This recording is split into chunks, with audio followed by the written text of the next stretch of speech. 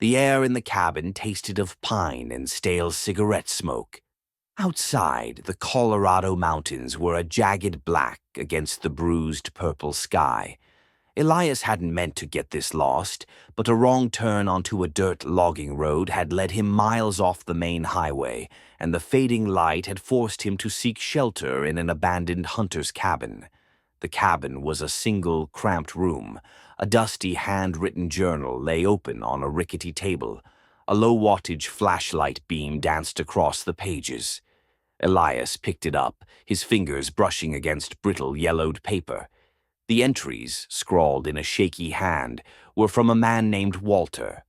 July 14th. The silence here is a living thing.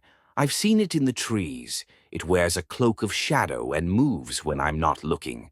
Elias scoffed. A hunter spooked by the woods. He flipped through the pages, a nervous chuckle escaping his lips.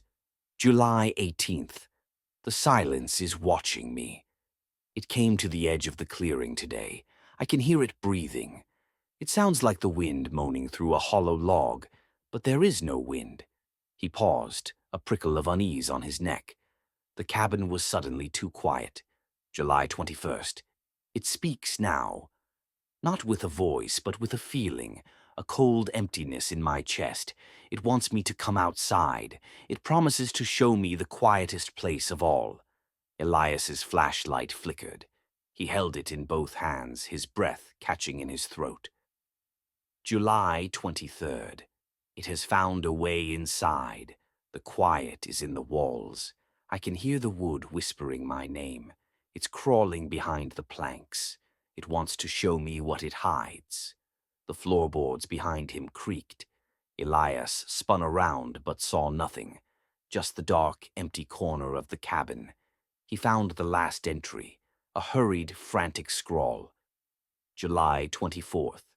It's not a shadow. It's what's left after the shadow. A hole in the world shaped like a man. And it's not breathing. It's what air does when it stops moving. It wants me to be a part of it. It's in the room, right behind me. It's so quiet. I can't hear anything, not even my own heart. A cold, empty feeling settled in Elias's chest, a complete absence of warmth. The feeling from the journal.